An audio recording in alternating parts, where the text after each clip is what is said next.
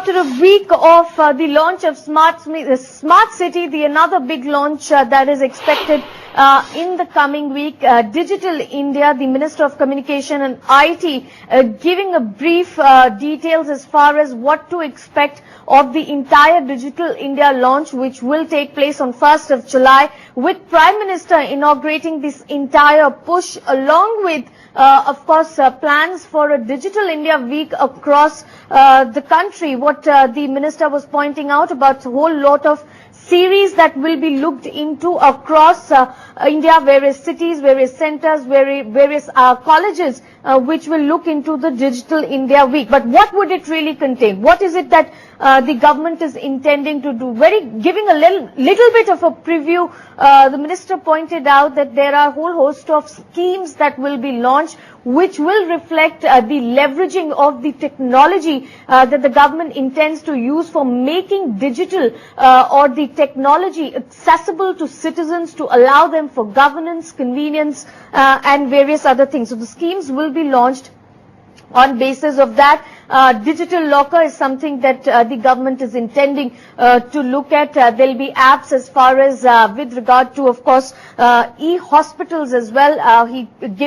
Giving a little bit of extensive details in terms of what would e-hospital entail. It's essentially allowing the citizens for registration for hospitals in different areas and so on and so forth. So a lot in terms of the plan and the vision, of course, giving the list of a host of people who would be part of that Digital India launch, pointing out that more than 10,000 people will be attending across, including citizens, ID experts, stakeholders, captains of the industry and so on and so forth. Pointing out, of course, that there will, of course, be a whole host of people who will be joining us here. But now let me just go across to Sanjay Kapoor, Chairman Micromax and former CEO of Bharti Airtel, joining us right now here. Mr. Kapoor, the fact that I really wanted to understand from you is that Digital India, the entire concept of it is something that we've been hearing for last 1 year, ever since the government came in. We saw a very big mega project of, the smart cities. Again, something that we heard a year back, sort of coming into, being launched last week, that also we saw. Some say that the previous launch was, as far as smart cities were concerned, really did not have much details as one would like after a year. As far as Digital India is concerned, what is the hope that you have? What are the things on ground really for that push to happen that one is expecting as far as Digital India is concerned? Look, there's no doubt in my mind that this is absolutely pivotal to the success of India, and also clearly contributes to India's global competitiveness in times to come. So it is a program that is absolutely a non-option not to have, right? And therefore I think government is absolutely led by the Prime Minister himself pushing the agenda. But what is to be really watched carefully is the scope of the entire program, and it has become larger than life now, because it is about digital divide, it is about digital governance, it is about digital empowerment to the citizens of India, and it is just not about big cities and big centers, but it's about the least common denominator in the country and how to make the customer's life simpler. So this is not something that you can expect to be bridged overnight. It's going to consume time, it's going to consume resources, and it's going to involve virtually the best practices not only available in India, but probably globally, to put it through. I have no doubt that there exists capability in our country. However, the detail lies truly in the deployment, and that's the tough part. Can we deploy it? Can we execute it in a fashion that there is no time loss, there's no productivity loss? And I'm sure government needs to stitch that piece the most, because in the past, when we have relied on only state-led agencies to roll out large projects, we've not seen too much success. But there have been instances where private sector has definitely put in a better rollout, for the nation in many projects. And I believe in this, both private and public will play a role. But one of the most important things is to make Digital India successful, the consumer has to be kept as the nucleus. If you evolve all policies and deployment and experience around the true consumers and end consumers, I think you will get the true results where not only the productivities in this country will go up, the growth rates will increase, but also India will be seen as a globally competitive nation when it comes to digital infrastructure. What is really a true catalyst for us over and above everybody else is the large netizen population that we have in this country. With the amount of youth that we have in this country, I think we have a greater chance of success and creating a difference through this digital India than any other nation of the world. Absolutely, Mr. Kapoor. There is, of course, absolutely no doubt that digital is very critical for the growth of the country, for, getting the entire system for India. It is imperative as far as, going forward or the future is concerned. But I want to understand from your point that Minister also pointed out, you've touched very briefly on it. The key issue he also pointed out is that this entire Digital India project, he stressed on the fact that, it is politics neutral. It is ideology neutral. We have states now. It needs a center and a state cooperation. It needs a center and state cooperation for building that infrastructure. And also pointing out that the fact is the 10 states have probably come on board as far as, assisting the government in this entire mission. Do you think that will be a very critical role also to see how really the government is able to push through the infrastructure? We're seeing the entire optical fiber network issue as well panning out. How do you see those challenges really coming through? Undoubtedly, India, being the largest democracy in the world, is a complex structure. And there are several stakeholders who need to be carried across in a unified fashion to have the optimal output of this program, and that's never going to be easy. But my own take is that I don't think that there is a state today in the country that does not realize the impact and the importance of digital infrastructure.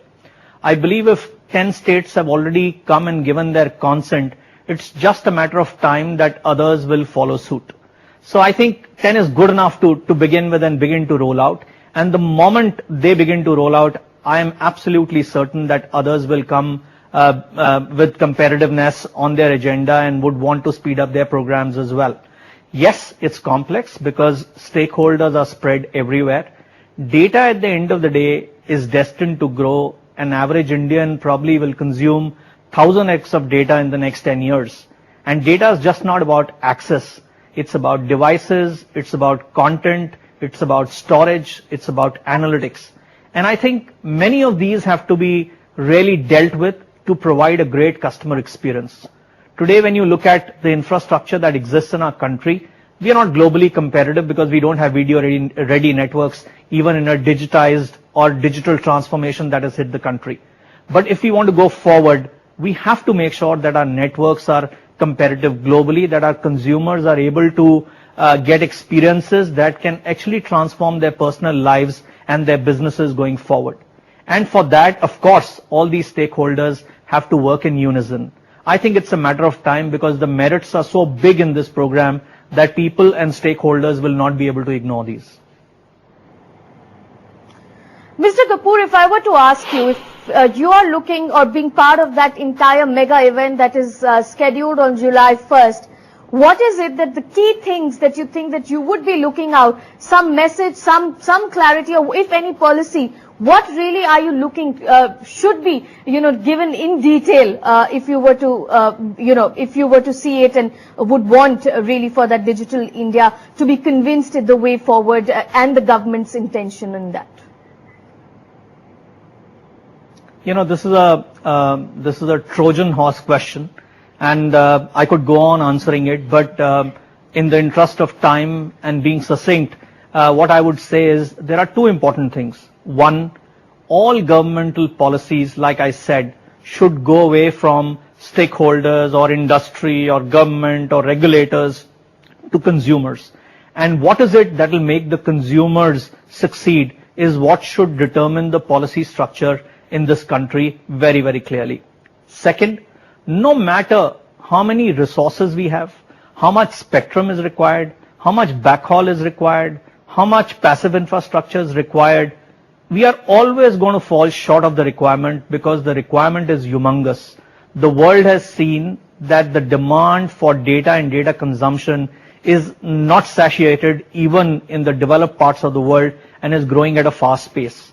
If that is true, all government policies should point towards more optimal use of all these resources, even if it means liberalization, sharing, mergers, acquisitions. All possible help should be accorded to make sure that all national resources should be utilized optimally for this Digital India program. I think these are the top two asks that I would have. If you center around the consumer and if you make sure that all resources are optimized, no matter how you fine-tune your policy, I think we'll get there sooner than later.